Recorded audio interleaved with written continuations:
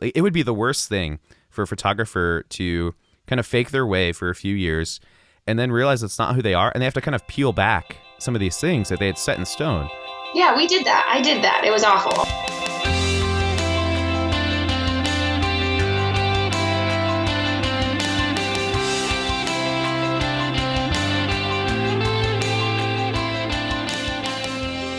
Hey everybody, that's Adam Mason with the Bearded Talk podcast. Thanks so much for listening again. First off, I just want to say thank you to everybody that has subscribed so far and left a review on iTunes. It is absolutely incredible. There are times when I think as of today, it is Wednesday. We launched on last Friday, so less than a week.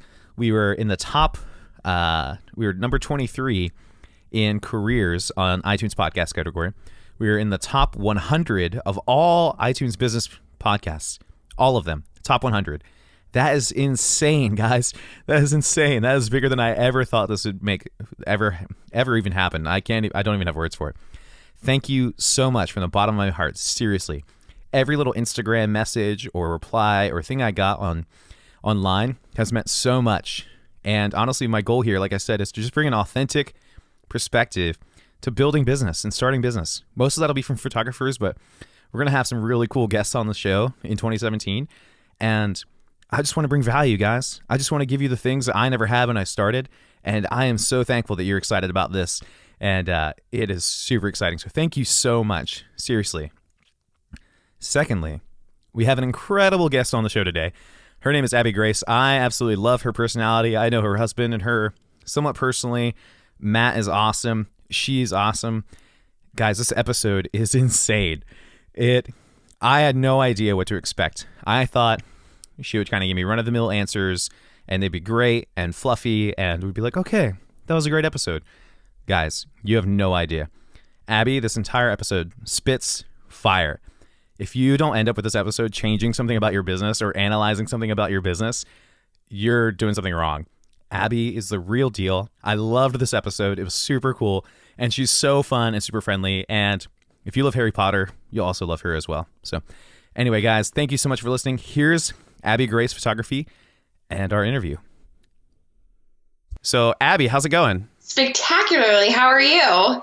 I'm doing super well. We just, it's kind of crazy, this launch podcast thing going on. The past 3 days have been insane, but it's been cool. I'm glad to have you on. Thank you so much for having me. So did you guys just launch 3 days ago? Yeah, so you never know. With iTunes, it's kind of weird. Podcasting, because it's free, there's been no incentive for the technology to get better, and people love the simplicity of it. Yeah. And so you submit your RSS feed. We're getting really nerdy here. Your really simple syndication feed to iTunes, and you just don't know when they're going to approve it. It's very similar to if you submit an app or something like that. And so I submitted on Thursday to hopefully have it up by Monday and have all the kinks out, and submitted it on Thursday and got an email the next morning. Hey, your podcast is up. And I was like, hey, well, let's just kind of beat myself to the punch. And yeah, you're like, great. I was totally planning for that, and you definitely didn't catch me off guard. Yeah.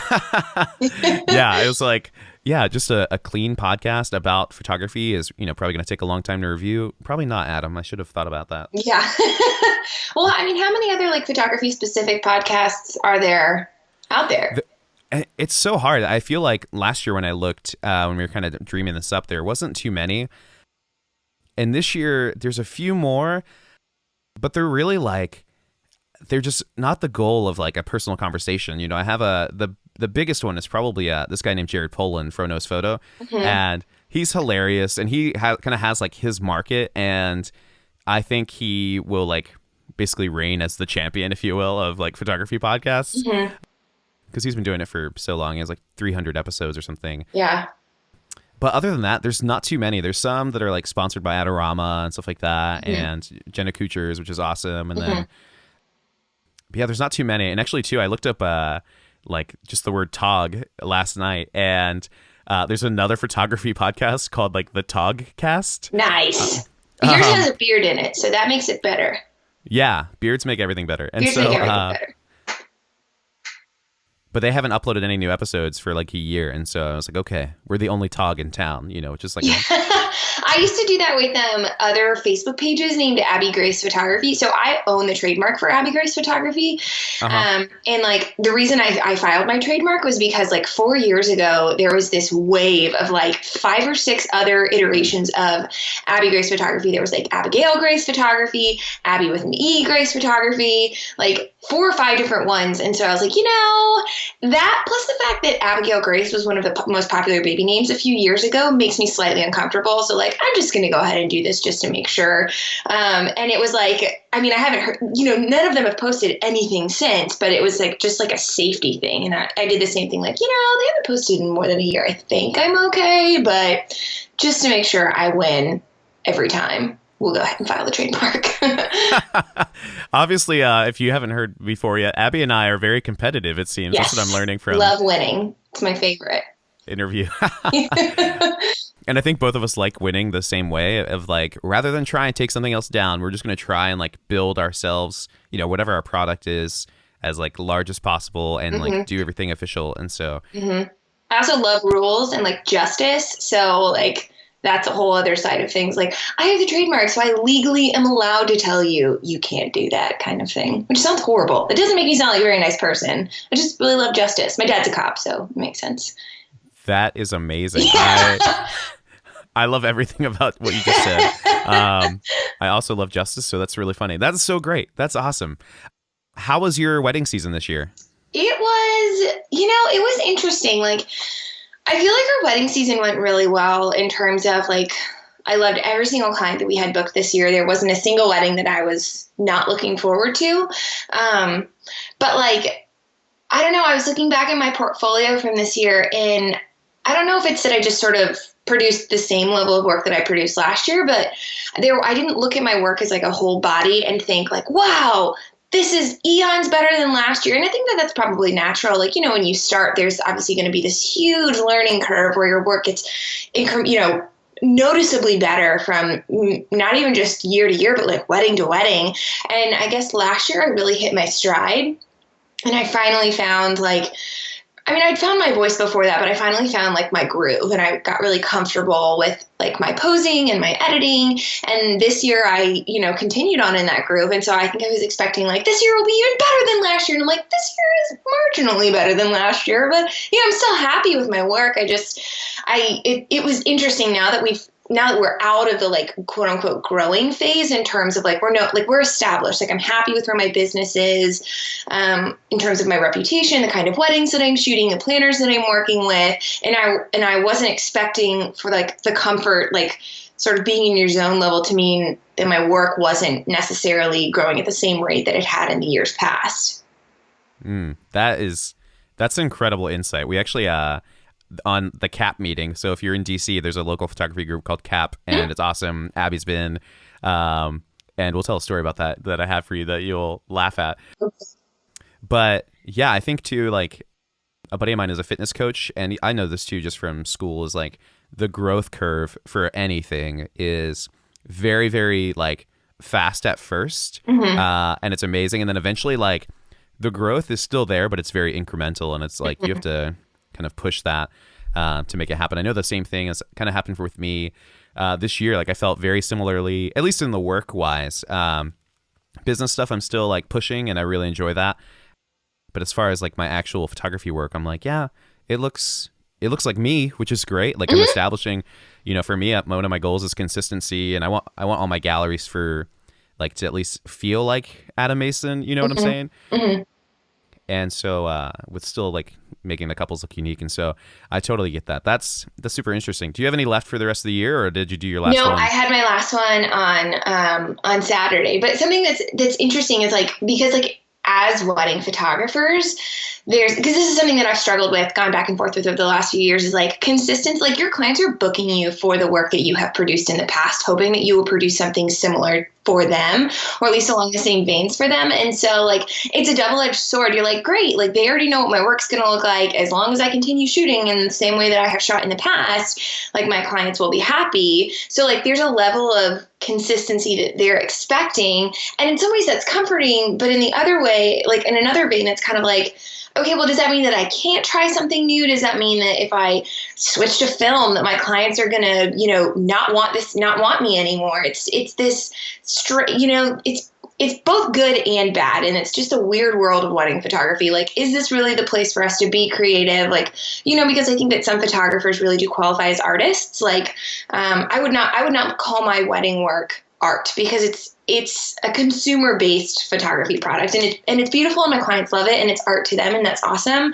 But I don't think that necessarily art is, for me, repeating the same thing over and over and over again, because it's just not fulfilling. But like, there's a level of that to wedding photography. But I don't do wedding photography because I love photography primarily. My primary goal as a wedding photographer is to love people well. And so that's where, like, it's okay with me that it's my wedding photography work isn't necessarily art. You take someone, however, like, oh my gosh, like Jonas, what's his last name?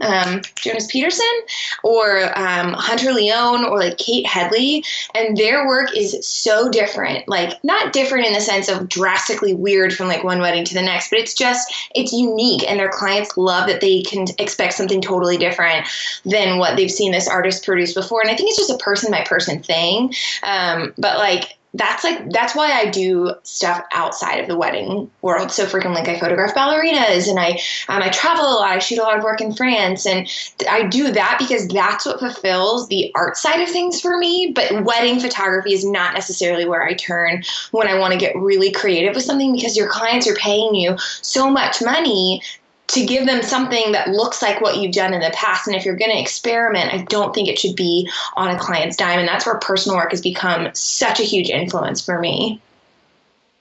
Wow. That was like an incredible few minutes of information. Abby, that was awesome. Yeah. One, I agree. That totally makes perfect sense. I think too, there's like a balance as well. Like, a lot of times I'll come back from a wedding, and probably in like 2011, 2012, my goal was like, I just want one image from the wedding that I like. I just want to have this one portfolio image. And then, to this day, I still kind of like hope for that. And what I realize is that if I do take a chance on the wedding, or if I do kind of like go nuts, like, my favorite photo usually comes from taking that chance. Like, I shot a wedding in Chicago earlier this month, and it's pitch black, and we're outside, and the whole bridal party's out there. I thought we were just shooting the groom, and the bridal party is like, yeah, so you're going to take photos of all of us too, and there's like the Chicago skyline and all that stuff. Great. I'm like, and I never, like, if I have to, like, I never like point the flash at somebody and actually use it like it's supposed to be used. But you can't bounce off anything because they're outside. And I was like, how do I make something like unique and cool? And what's the boundary? Like, is this couple going to think this is weird, or are they going to think this is cool? And so I had like everybody hold up their cell phone lights and point them at me, and everybody loves the photo, and it like got a lot of attention on Facebook, and it's great, and I love that, because it's like, yeah. And I think the couple too knows that, like, for me, those like super crazy ones, if it does happen on a wedding day, are only going to be like 1% of the entire gallery that they get. I think, which is important. But two, totally funny. This is why like full galleries are important, obviously, for wedding photographers, and us sending them to clients to like set the expectation, which I know. And then two, another photographer friend of mine was talking about this earlier this week, and I want to know if this has ever happened to you. Have you ever had a couple that maybe, and this might not happen recently, but saw one photo that you took and was like, we want this, and like, Abby Grace represents this? Have you ever had that happen before? I can't remember a time that I have, and I think it's because I've never really been into the the crazy experimental side of things. I adore Justin and Mary Moritz. They're based up in New Haven, Connecticut, and they are two of the most incredible photographers / artists that I've ever met. And one of the lessons that I learned from them very early on is just because we can doesn't mean that we should. which I have taken to heart, because for them, they're like, we only ever want there to be two people in the photograph, the couple, and like the bride and the groom, or like, the family or whatever. But it should never, like in a picture of a bride and a groom, you should never draw attention to the fact that the photographer was there as well. And that's their theory, that's their approach. But I love that so much, because in my heart, to like love people well, I never want, when folks look back at their wedding photographs, for it to come back to, oh wow, the photographer used such a cool tactic to accomplish that photograph. So I have generally kept things kind of tame, and I don't mean tame as in safe, but just tame as in like, always pointing back to the couple. Like, our whole business is based on the vision statement of enriching and extending the life of any given marriage through the use of photography, by capturing moments in time that will one day serve as a reminder of how very much my couples love each other in a moment when they desperately need to be reminded. And so we push everything that we do through that filter. So I know that's like kind of going off on a tangent from what you asked, but through that filter, it's always pointing back to the couple. And that's, I don't know if I answered the question that you were asking, but...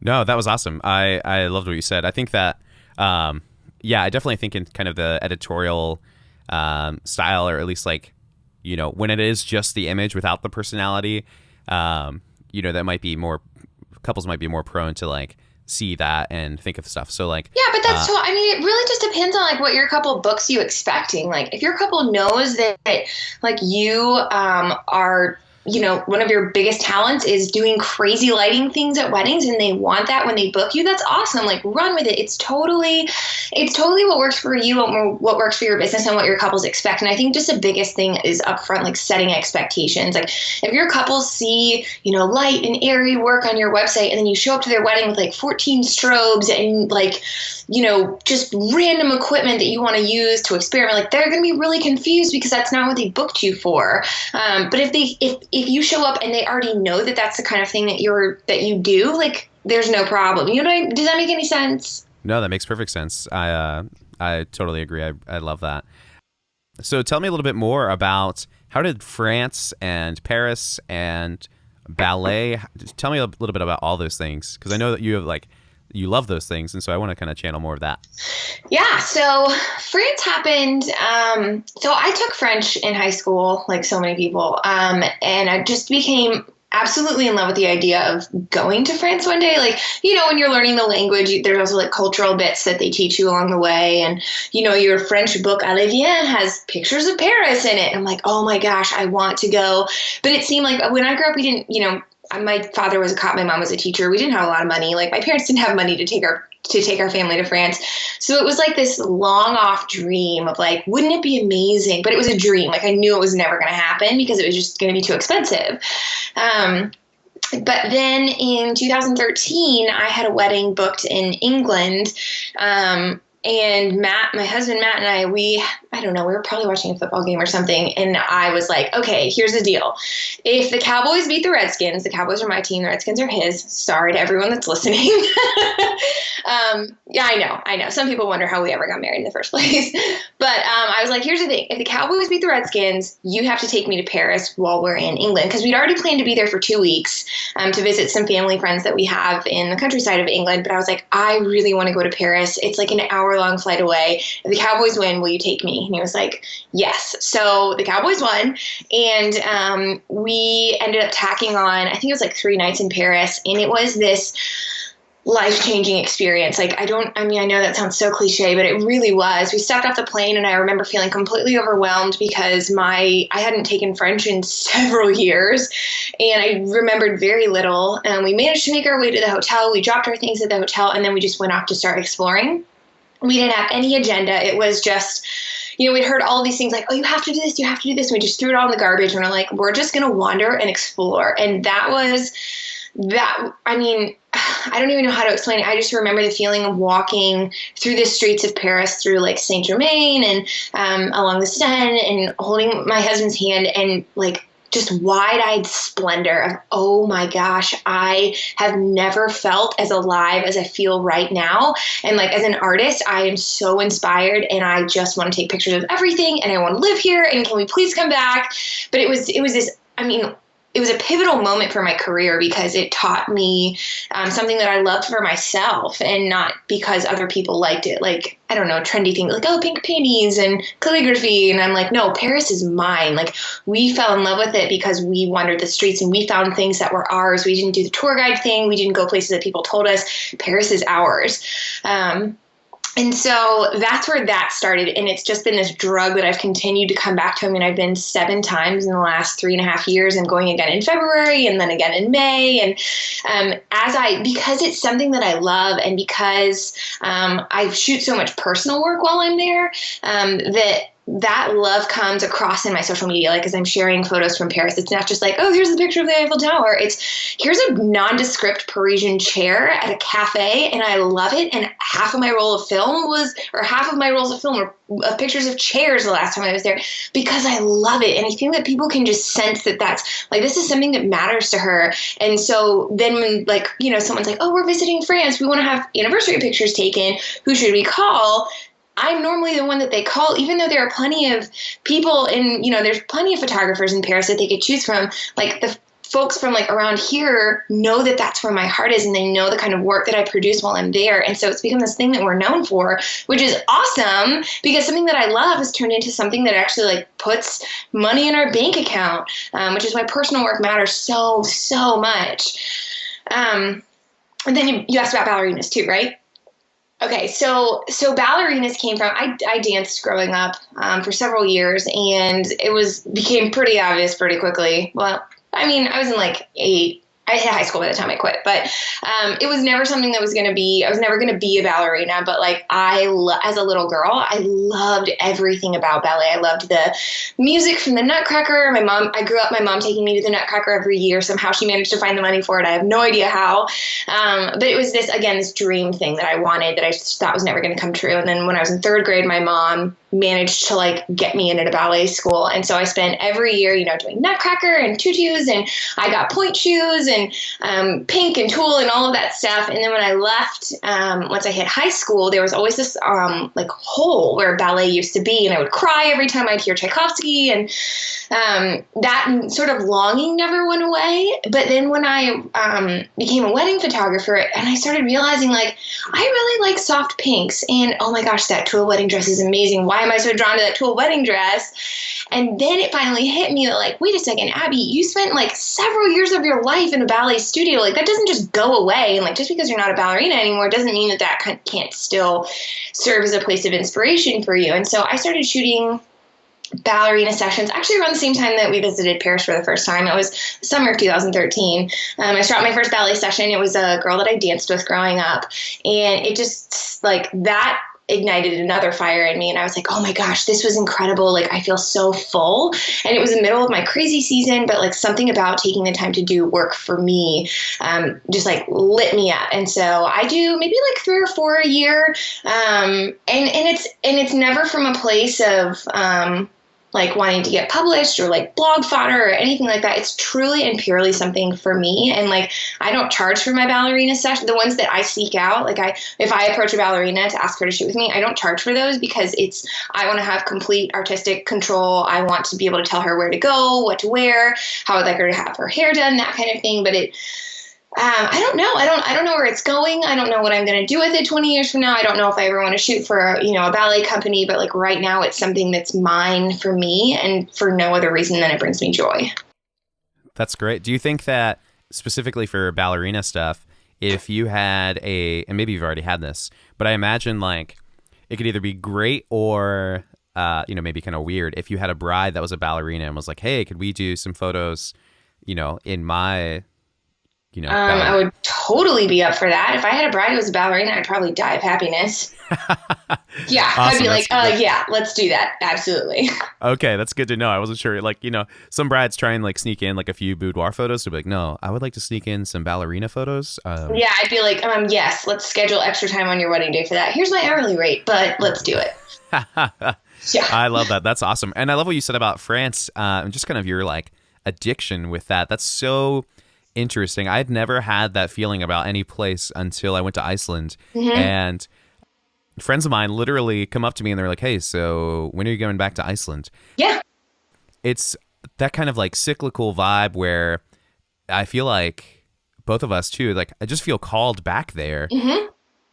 And, maybe that's like a faith thing, which I'm like trying to figure out too. But also maybe that's just like, Adam, you love Iceland. And, kind of like you said, some of the touristy things are not necessarily the most attractive. And they're great. There's probably plenty of things in Paris. Like nobody's going to knock the Eiffel Tower. Yeah. I mean, and then it's okay, I guess. But yeah, and like in Iceland, like nobody's gonna. I'm trying to think of a Iceland thing that people would know.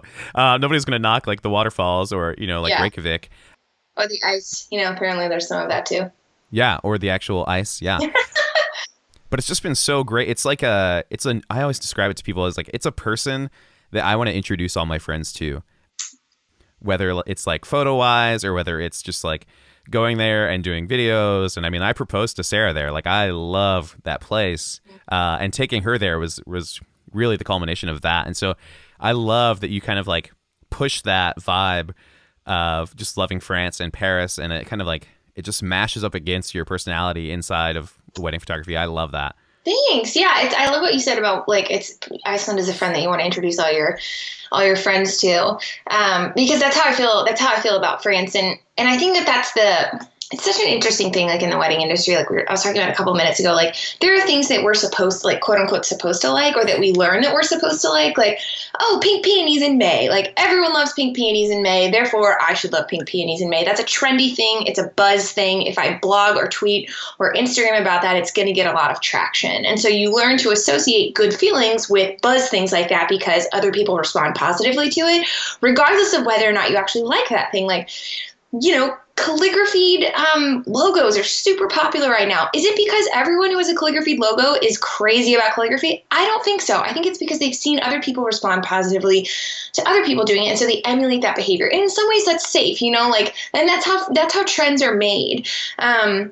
And that's what I want to get away from when it comes to like figuring out what actually inspires you, because like you can't fake inspiration. Like if you really and truly love pink peonies, like if that makes your heart beat faster and it creates all these kind of ideas in you and like creates a fire, like absolutely run with it. But I think that a really important thing for photographers to learn to ask from the very beginning of their career is, do I actually like this? Or do I think I'm supposed to like this? And if I think I'm supposed to like this, how can I distance myself, appreciate it for what it is? Pink peonies are beautiful. Calligraphied, logos are beautiful. But like, just because it's beautiful doesn't mean it has to be mine. Doesn't mean that I have to regurgitate that in the same way that I see other people doing. Because really all it does is make you look like everyone else.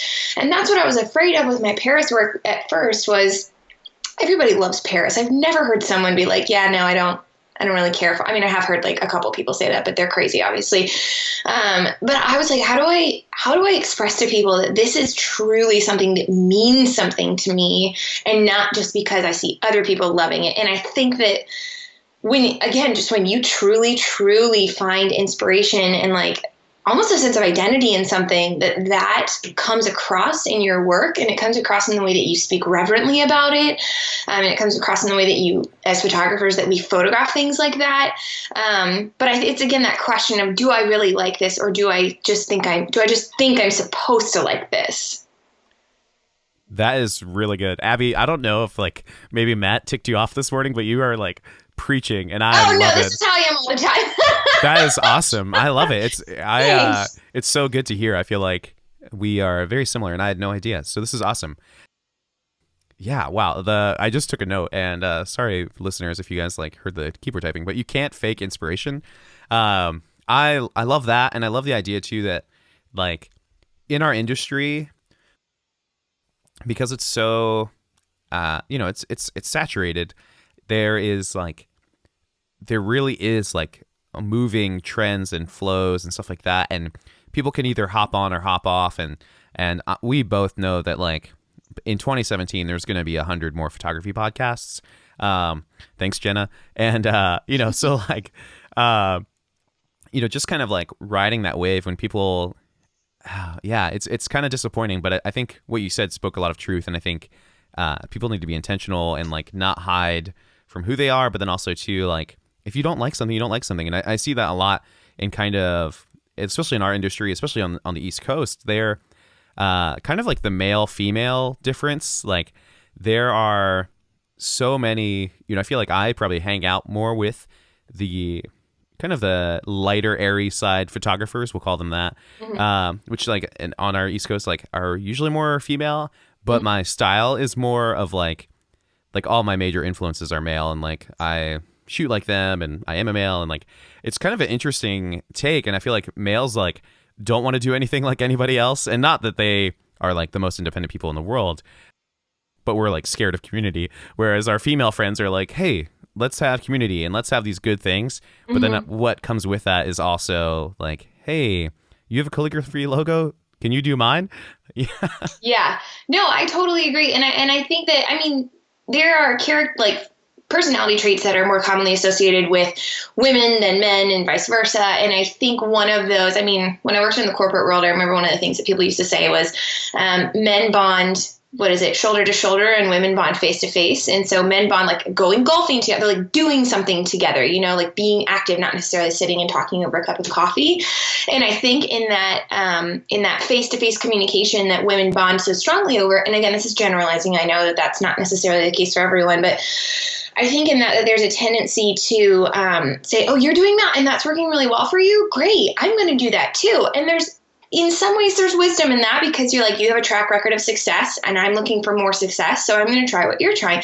And that's awesome. But I think that's the thing that a lot of people forget to do, is to take it and make it their own, not just regurgitate what they see other people doing. But, and I've been guilty of this so much of, well, so-and-so's doing this and that's working for her, so I'm going to do it, and I'm not going to tweak it at all. I'm just going to do it. I'm not talking copying someone's work. I'm talking about, like the calligraphy logo thing. Like, she's got a gorgeous calligraphy logo. It's beautiful. Or she just had a new website made and it's on this platform and it has this basic format. I'm going to do that too. And they forget to make it their, or like to sift through, is this really what I want? Or is this just what I think I'm supposed to want? And I think that's okay. I mean, that's okay in the sense of like, not every photographer that's out there is going to be the most unique photographer that's ever happened, because that's not what every client is looking for. Sometimes people are like, I just need a photographer for my family pictures. You have great work. I'd love to hire you. And there's a need for photographers like that, for ones that don't necessarily care about going out and revolutionizing the world of photography. They love taking pictures. They love serving people, and that's how they do it. And I think that's awesome. But I think if you're looking to pull away from that, from the en masse of photographers, then the best way to do that is to stop looking at what other people are doing. And I'm preaching to myself right now, because I am the queen of getting on Instagram and seeing someone else's work and being like, that's so beautiful. Does my work look like that? Why doesn't my work look like that? How can I make my work look more like that? And it's just, I mean, it's a natural thing to struggle with, I think, just as a human being, of comparing yourself against other people. But like, the problem is when we compare ourselves without thinking about, well, what do we actually do that's different? Or like, how can I be different, but not just for the sake of being different? Like pulling, instead of from just a desire to be unique, pulling from, what do I love that's different than other people? Or what are the things that make me? Or what are the things that other people say about me? And how can I capitalize on that to start to put some distance between me and the other photographers?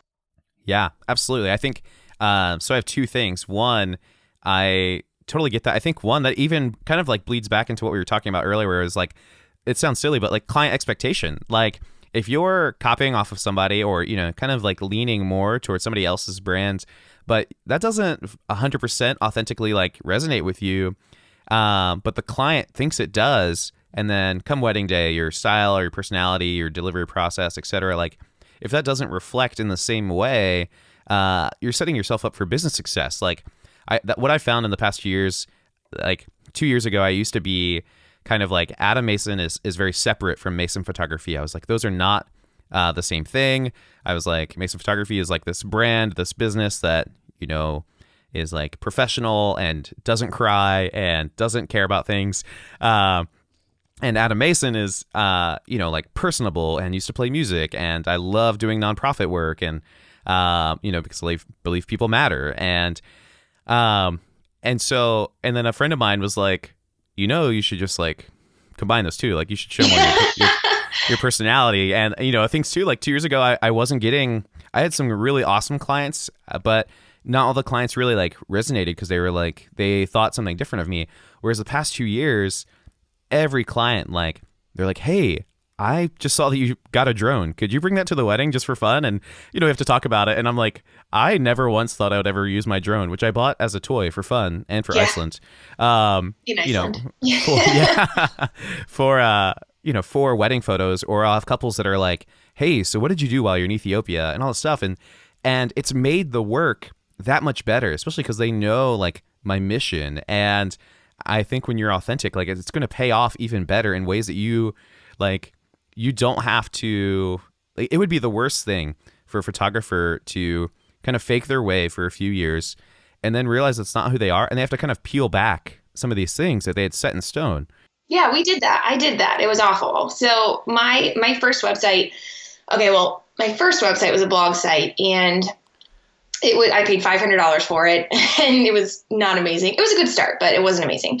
So in 2012, I decided to brand myself for the first time, paid $3,500 for a website and a blog, which when I was in my second or third year of business, that's a lot of money to drop when when you're not charging that much for weddings. And I, designed this website, and it was, I didn't design it, my designers did. And it was cute, and it was really adorable. And 6 months later, I was sitting with Mary Morantz during a mentoring session, and she was like, well, describe your brand to me. I was like, well, it's fun and fresh and clean, cotton texture and whites and maybe a little bit of teal with a pop of anthropology. And Mary looks at me and studies me in her very Mary way that she does. And she knows me, she had just photographed Matt and I in New York a few months before, or a month beforehand.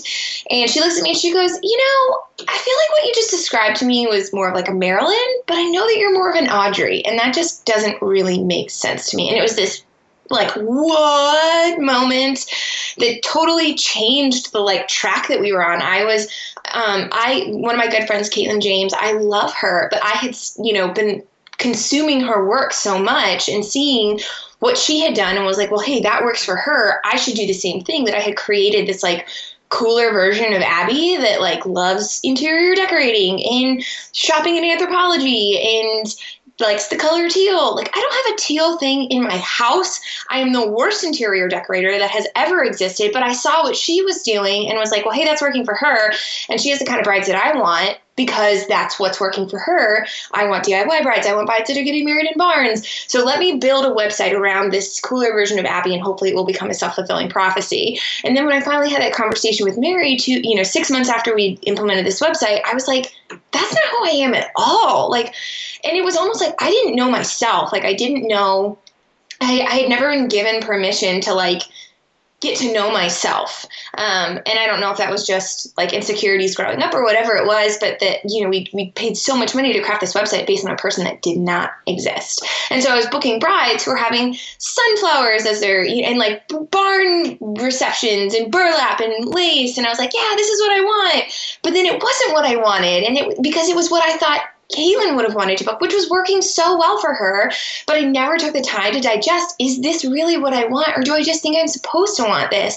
So when we finally switched directions of going more in the classic, refined, chic kind of direction, that was when I finally started, to find fulfillment in my work and in the brides that I was booking and the work that I was doing, the receptions that they were having, and just the visual aspect of everything finally started to come together. And then this past summer, my website designer, Jeff, is amazing. He was not the one that did the anthropology / interior decorating website. He was the one that I came to after that to sort of switch tacks. But this past summer, we realized that there was, again, a disconnect of, you were saying, you had Mason Photography was this sort of, it was totally separate from Adam Mason. And that's kind of what my website had become. My Instagram and my blog and my Instagram and my blog were very much me as a person, but my website was very refined, very demure, and was missing out on that personality aspect. So much so that someone who'd never met me was telling my designer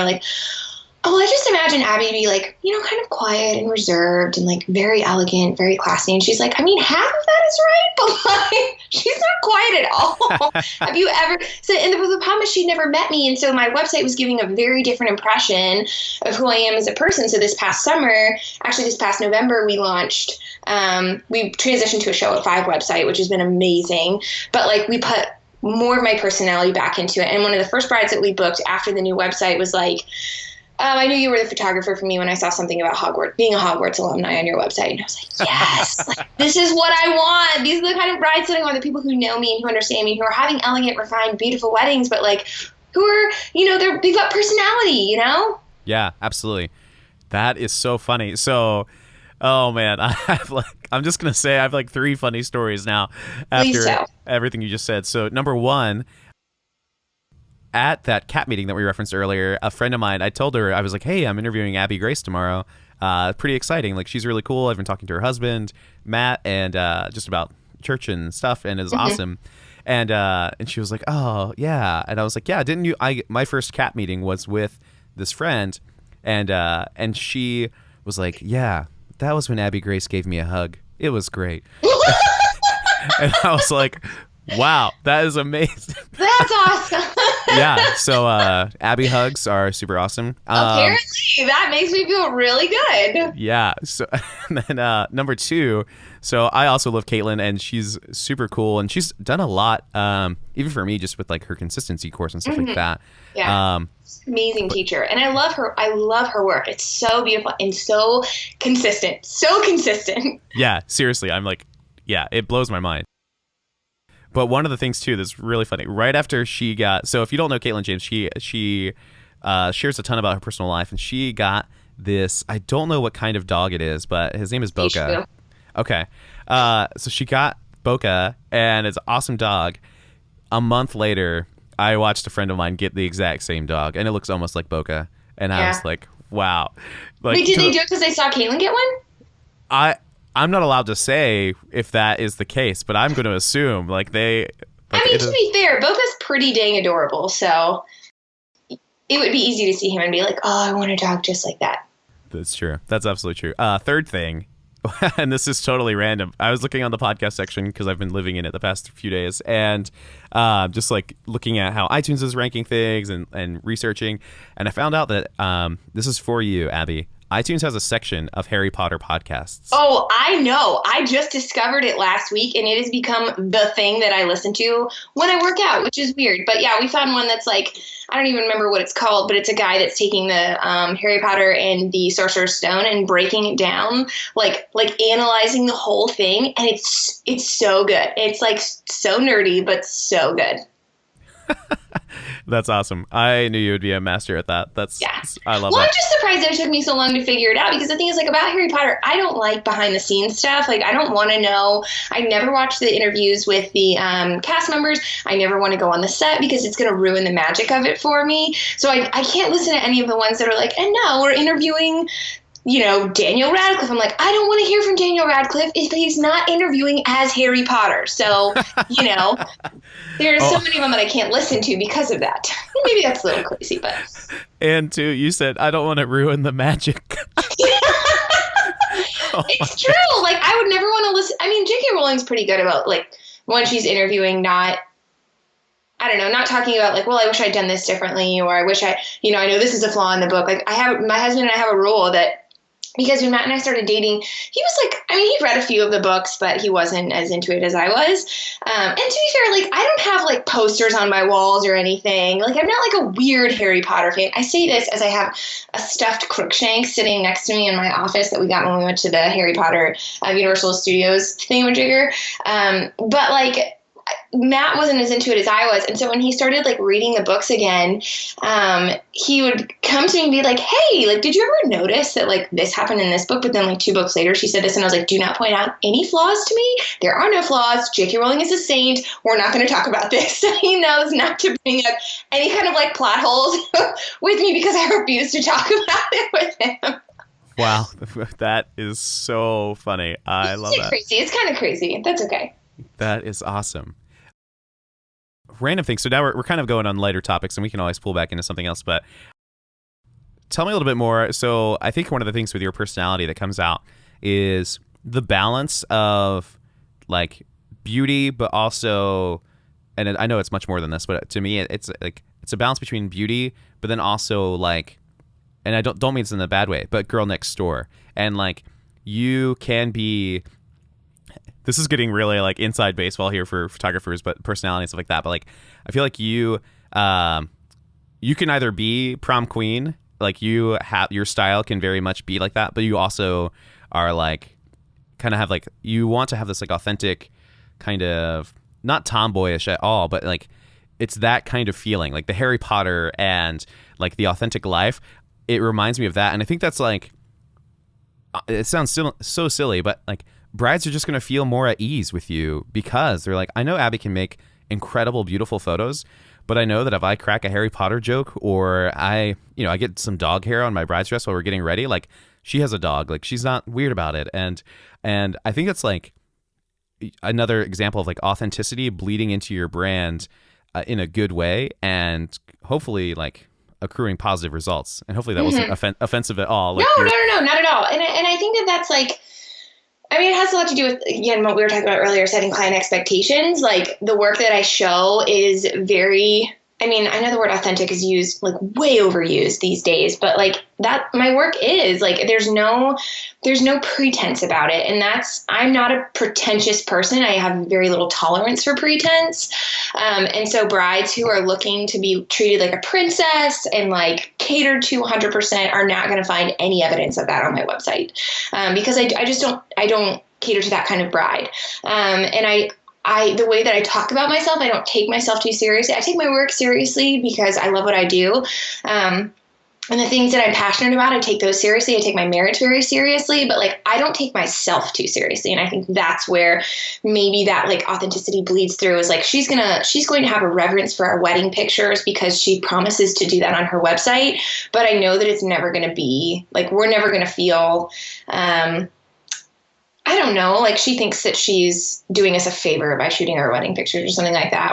Or like when they look at my website, they see photographs of people and like they can feel the personality of those people coming through, even if they've never met, which they've never met most of the people on my website. But like the way that I photograph people is I guess the way that I always tell my brides is like, you may not think that like that your love story is the most epic story that's ever happened. And maybe it's not. Matt and I don't have this like incredibly epic love story, but for our children one day, it will be the most epic love story that they've ever known until they have one of their own. And so like, I want to show your relationship that kind of respect and like photograph it in such a way that it feels very true to who you are. But then it also, I don't know, if it doesn't make it seem like it's something that it's not, like if you're the kind of couple that like wants to go to the Cliffs of Moher in Ireland and have your wedding on the cliffs there with the dress blowing in the wind and like that's just the kind of couple that you are, great. But like if that's not who you are, I'm not going to force that into your photographs. If you guys aren't the kind of people that laugh out loud and have a silly love story, I'm not going to make it look silly. But in the same way, if you are silly and you are fun, like I'm not going to try to force your relationship into this cookie cutter version of like serious Vogue type of photography because that's not what I do. I don't know if that answered what you were sort of talking about, but I never want to make my couples look like something that they're not. I would never want them to look at their photographs and their friends be like, nice photos, bro, because it doesn't seem like who they are. It seems pretentious or overthought or I don't know. Yeah, no, that's perfect. I think something you said about, and I noticed this in photographers who either don't shoot weddings, because people always ask me like, how do you shoot weddings? And which I feel like that question shouldn't even be asked anymore. But we'll get to that in another episode. And I think is what you said is you don't want it to feel like you're the photographer and you're like doing a favor for the couple. And I love that. Like it's kind of like a side of humility and like it is about them. And I think you said earlier, like you want your business to be about people. And I'm very similar. And I think that's like the number one thing when the number one answer I tell people when they're like, how do you shoot weddings? Like, is it hard or difficult or stressful? Or they say, I don't shoot weddings anymore. And I'm like, do you still talk to people? I still love people. There are people at weddings and I want to love them and I want to care for them. And I think they have value. And in the timeline of like family history, this day matters. And I'm so glad that they picked me. Mm-hmm. Yeah. And I think it's really just a matter of like, again, what kind of photographer are you? Like there's another photographer that I've second shot for a few times and love working with her, but she's very much an artist, So like when she's at a wedding, it's not really about, and I don't mean this in a negative kind of way, but it's not really about the people. It's about, she's like, I was hired to create art on their wedding day. And so that's what I'm doing. And her couples know that and they love it. And her photographs are stunning. But it's very different than like, because when she shoots a wedding, if someone's like, can you do this? And it's outside the realm of like what she, I guess, holds true as an artist, she's going to say no because it's not authentic for her. And that's fine. Her couples know that. That's totally fine. But like when I show up to a wedding, someone's like, hey, can you do a jumping shot of the bridal party? Like, I hate that. You know, it's just so silly and so cheesy. Like, if it's important to the couple, I'll be like, yes. But then I'd never show it on my website or on my Instagram, and it definitely would not make the blog post. But it's just, it's what are your couples expecting, and like, what kind of photography business do you want to run? I want my couples to, yes, I want them to regard their photographs as art, but like at the same time, I believe that the way that we make people feel throughout the process of them working with us can very much affect the way that they regard the final product. So like if you gave them an incredible experience and the photos were pretty good, they're going to love them. But if you give them the best photos you've ever taken in your entire life and you treat your couples like garbage throughout the process, they're never going to be happy with them. That is absolutely amazing insight. I fully agree. I think that I kind of live in that space right now where photographically wise, I still want to get better. Like there's work that I'm like, I want to do this and I want to get better at this. And I want to be more prepared in these kinds of situations. And I just want to make new and innovative things. But at the same time, like, every wedding this year, I was like, Adam, you're going to be who you are. Like your clients hired you for who you are, and kind of like just like diving in. And almost every client was like, we loved having Adam at the wedding. Like, and I think my biggest goal, this is kind of like one of my little secret things, but is I want to be like the vendor's name that they remember from their wedding day, you know, and like, like couples don't remember florists' names. Sorry, florists, like we love you, but couples don't really do that. Unless you have Holly Chapel, because everyone will remember Holly Chapel. Right, exactly. Or, you know, like the catering and all that stuff, like folks don't remember that. But this guy or this gal that spent 10 to 12 hours with you in the most intimate day of your life, you know, I think it's like super important. And so I totally agree. And I think it's very important to have that. If you can have that experience match your work, that's the most successful photography businesses are that. And I think we've seen that and we know that. So other thing, randomly, so actually not random at all. What is the biggest thing you learned in 2016? Oh gosh. Okay. Wow. That's a really hard question. So Matt and I do a lot of education for other photographers. And I love that. I love that side of our business. I mean, if we could have like half of our work be education and half the work be like photography based, I would be so happy, because we love giving other people like that, the tools to like lead a business or create a business that supports a life that they love instead of a life that's governed by their business's needs. And this year, actually, my husband left his day job in April to come on as my business partner, which has had its own challenges. I'm so glad. I'm so glad that he's my business partner. And that's been the best decision that we've ever made for the business. But obviously, like when you're accustomed to working from home by yourself and then you introduce another person into that, it changes the dynamic. And it's taught me a lot about myself. But I think the biggest thing that we learned this year is like, not to get comfortable, like not to rest on our laurels. We had an amazing launch in January. We launched my workshop that I teach in person. We launched it in an online format. So it's called a Practical Wedding Workshop Live. And we had an incredible launch, like so much better than what I'd ever anticipated it would be. And that was the thing that enabled Matt to come on as my business partner. And so we were like, okay, that's the formula that works. Let's just do that formula again and again and again. So we did it again, and it didn't work as well as it did the first time. And so then we're like, okay, well, let's try the same formula for a different product. Didn't work as well as the last time. And it's been this like, well, wait a second, this worked. Why isn't this working anymore? And on the one side, like, you know, it's okay to identify things from like successes that you've had and be like, yes, do that every single time. Like maybe it's a certain gift that you send your clients or a certain email template that you use or something like that. But then like, For me, the problem was I wasn't willing to do the thought work of digging into why didn't this work? And because it was scary to me, like we tried this one time and it had success. Why isn't it having success anymore? Let's just try it again. But as my mom always reminded me when I was growing up, what's the definition of insanity? Trying the same thing over and over again and expecting different results. And so Matt has done a really good job. Just over the last couple of months, we bought Amy Porterfield's Webinars That Convert course.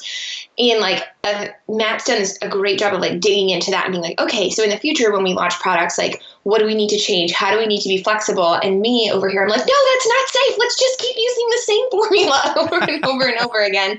And just like I guess the hardship that comes along with like trying something and not having it work as fantastically as you were expecting to, and like how humbling that is, and the self-reflection that comes as a result. Like, well, do I find my identity in my work? Like, because that's not my identity. My identity is that I'm a daughter of the king, and I'm a wife, and I'm a sister and a daughter, and I am so much more than my business. And just because we may have like a launch that doesn't go very well with the business doesn't mean that like I am a failure as a person. So I guess it's I guess the answer would be two things. Like one, we learning not to rest on our laurels, but then two, learning that like to find my identity and my satisfaction and my rest in something other than my work.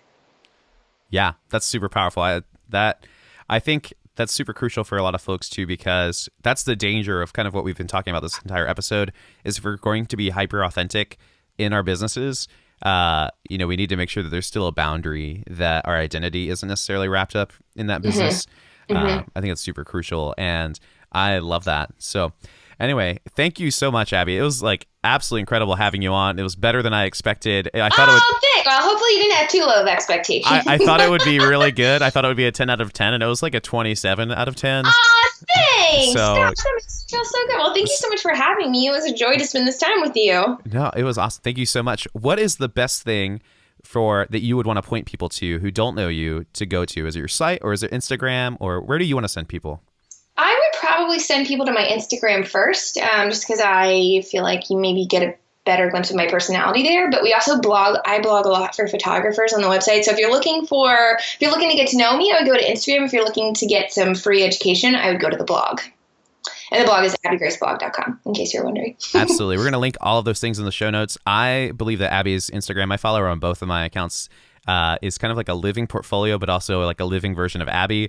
And her Instagram story is always off the chain. Half of them are stories about my dog. So sorry, not sorry. Yeah, awesome. Thanks so much, Abby. We look forward to having you on again sometime, and we'll get Matt on there in 2017. Thanks so much. Thanks, Adam. Interview with Abby. I absolutely loved that. She was super genuine and just down to earth and goofy, but also, guys, like, her brand is so impeccable. And as you heard, even just the way she talks, like if you go check out her site and Instagram and everything, it's so aligned with who she is. That's one of the reasons I wanted to have her on, is that if you're thinking about running a business that truly reflects who you are, this episode is 100% for you. Like, I can't think of any other person who just has the genuine heart and down-to-earth goofiness that Abby has, but also the amazing and beautiful professionalism that she also carries as well. So thanks so much to her. She's awesome. Find her links. Go follow her in the show notes. And honestly, I would just say make sure that you tell her that you came from the Bearded Tog and that you appreciate her insight and what you liked about the episode. That would be incredible. Guys, incredible launch. But thank you so much. The only thing we need really is reviews. So if you would love to go into iTunes, it's free. Give us a review, even if it's like, hey, this episode sucked, even if this was terrible, or I really like this. Like, it really does help us in the crucial launch period, which is about 8 weeks. So we're in our first week when this launches, so we really need help. So go to iTunes, subscribe if you are not subscribed yet, and leave a review on iTunes. Thank you so much. Also, if there are any guests or any questions you have for Abby, shoot me an email, thebeardedtog@gmail.com, and we'll try and get her on again, and we'll have those ready for her when she comes on next time. Thanks so much, guys. Thanks for listening. Leave a review. Have a great week.